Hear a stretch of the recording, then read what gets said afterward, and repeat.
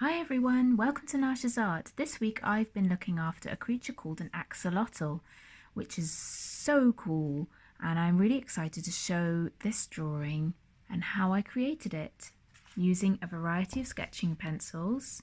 If you don't have different sketching pencils, an HB pencil is fine, but I'm going to be for this using an F, a 2H, a 2B and a 4B. I'm also going to be using this very cool little blending tool. If you don't have one of these, an earbud works pretty well, or a Q-tip, a rubber, a white pen, it's like a jelly roll pen for highlights. Again, this is optional, you don't have to use it. And of course a sharpener to keep everything nice and pointy. I'm first going to start with the axolotl's head. I'm going to start at the top and create a curved line up, over and down towards the snout.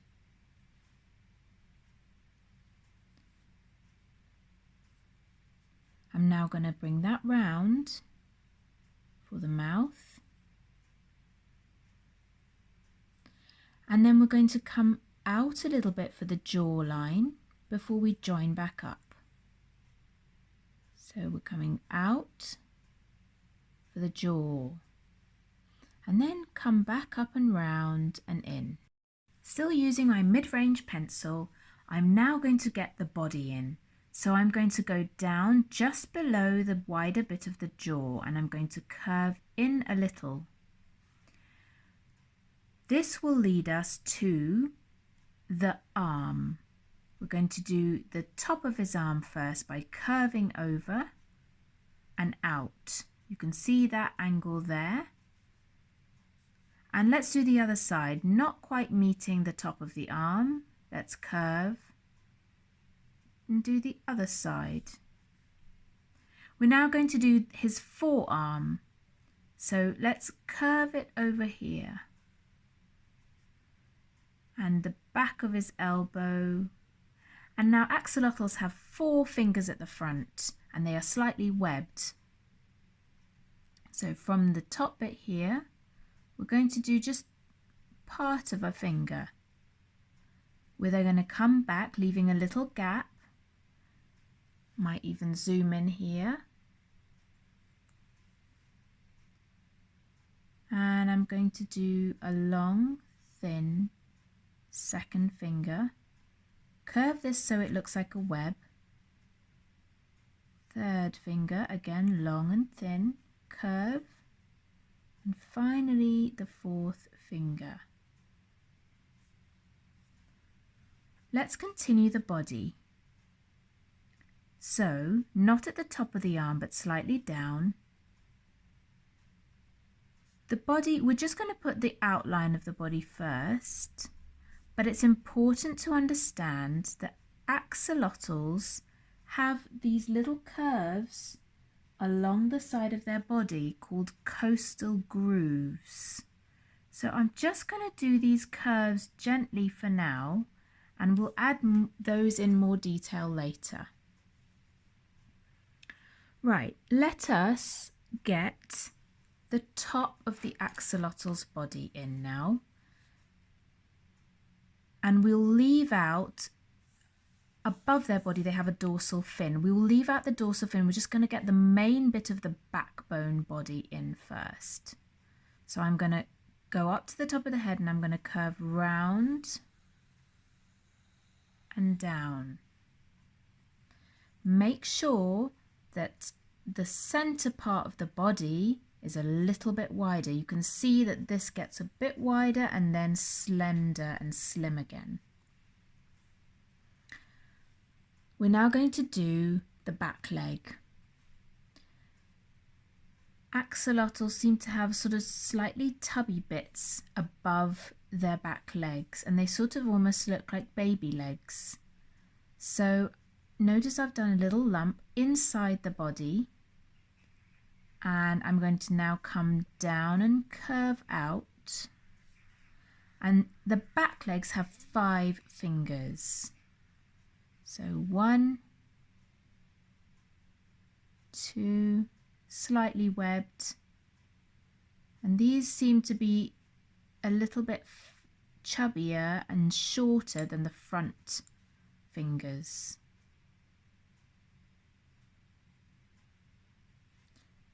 You want to curve back up the leg, make sure it doesn't get too thin, and they have a little sort of lump just behind their leg. All right. We'll now get the tail in. And this will be the tail before the other side of the dorsal fin. I'll show you what I mean. So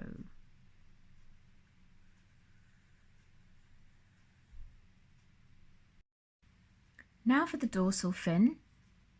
So we're not going to start the dorsal fin from the back of the head. We're going to gradually come up from mid-neck with a curved line that slowly gets fatter until it's at its fattest about here. So curving on up. And once it reaches its fattest, we're going to curve down so that it gets thinner.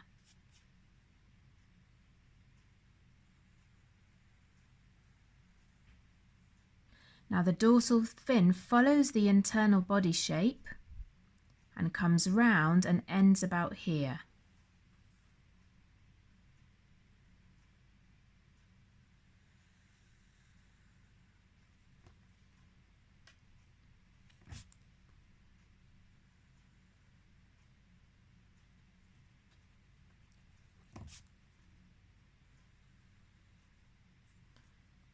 This bit needs to be a little bit thinner.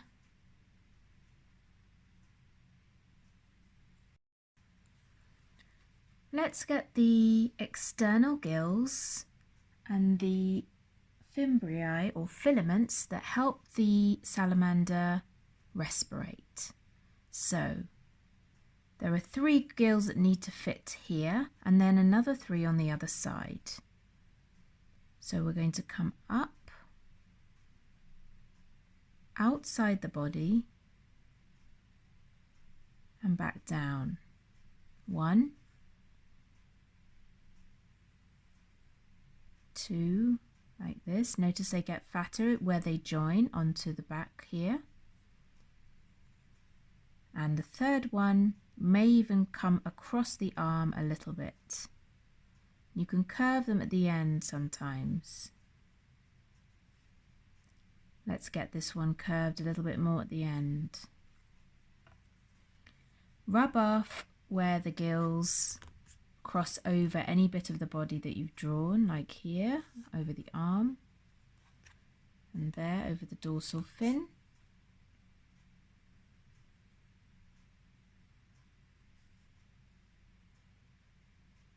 And then we'll get the 3 on the other side. So this is the back of the head. We're going to come round a bit to get the first external gill in.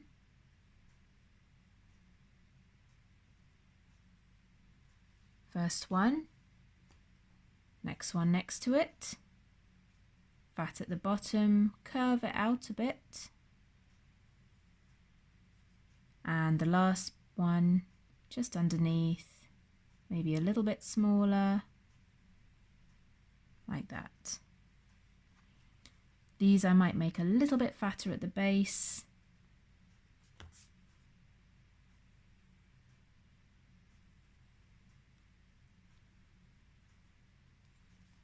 Okay, these are our external gills. Now for the mouth and eye.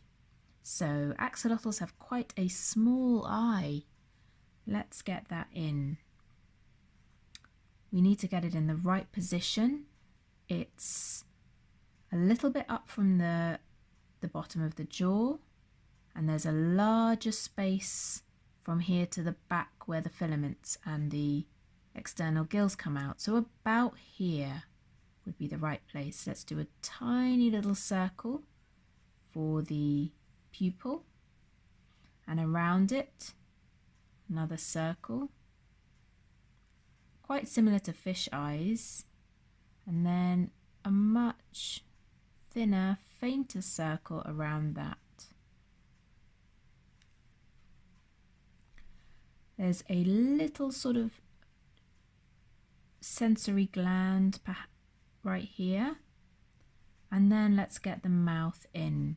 So for the mouth, I'm going to just come down a bit. And where can you see there's a tiny bump there?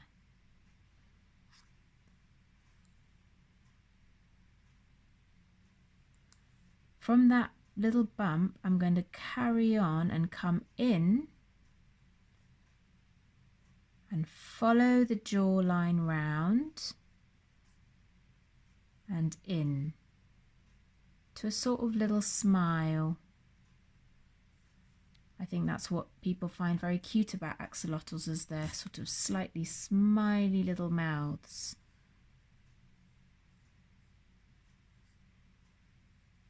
Can even bring it a bit further round. The last little bit we need to draw is I'm going to, on this first external gill, I'm going to rub just the bit that joins the body off, because we're going to put a tiny view of the other eye with a curved elliptical shape. And then once we've done that, we can rejoin the gill like that. Earlier I mentioned the costal grooves that go along the side of salamanders and axolotls. So we will put these in using curved lines that literally go and curve round the animal's body. I'm only going to put these in lightly. At the bottom you can see that it's curved, and we bring it round the body like this, all the way along.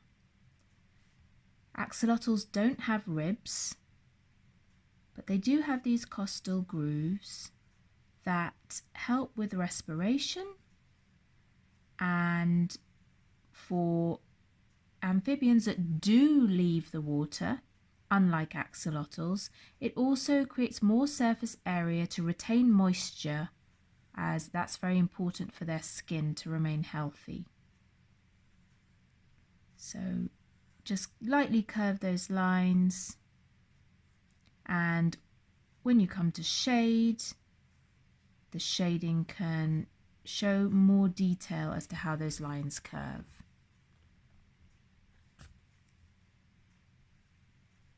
There's also some gentler curves going back down the tail. These are smaller and they don't curve all the way up as much, but they're still good to get in. Before showing you the shading, I thought I'd give you a glimpse of how axolotls eat. They love to eat worms, small insects, crustaceans, and here he's eating or trying to eat an earthworm. They have little barbels in their mouth rather than sharp teeth, and so they tend to suck in their prey like a little vacuum cleaner.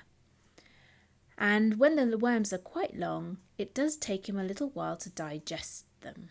As you can see here, he's trying to swallow it whole and get it down to his stomach so that it can start digesting the worm.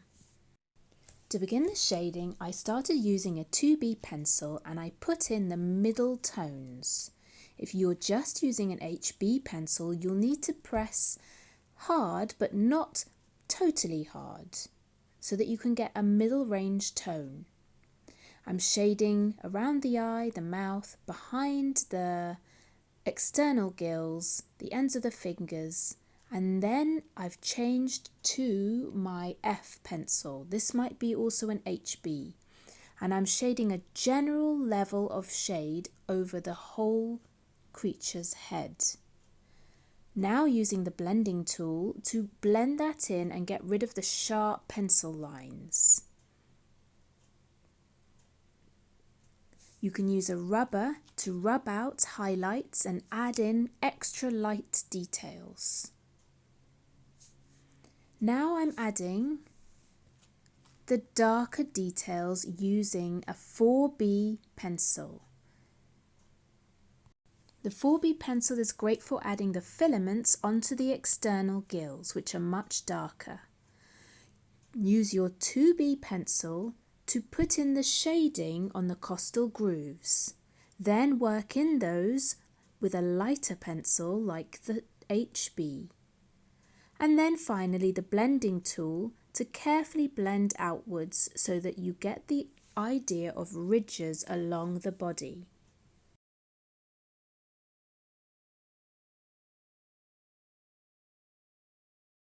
Use a 2B pencil to reinforce the line where the body meets the dorsal fin.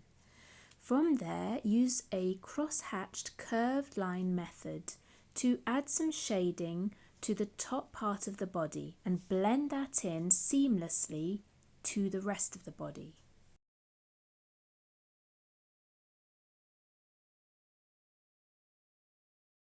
For the dorsal fin, I used a combination of 2B for the darker areas, 2H for the middle tones, F for areas that were middle tone but a little darker, and then I picked out the very light spots with the Jelly Roll white pen. As I said before, the blending tool is very useful for filling in areas and getting rid of sharp or hard pencil lines. The white pen is really effective at picking out the lighter areas, but you can also rub away with the rubber when you want a real crisp area of white light that's reflecting off the skin. Reinforce any much darker areas finally with your 4B pencil so that you bring back in the contrast, and then end off with the 4B adding the spots. When you do these spots, try to actually do each one differently rather than just automatic dots all over the place. I hope you've enjoyed this tutorial.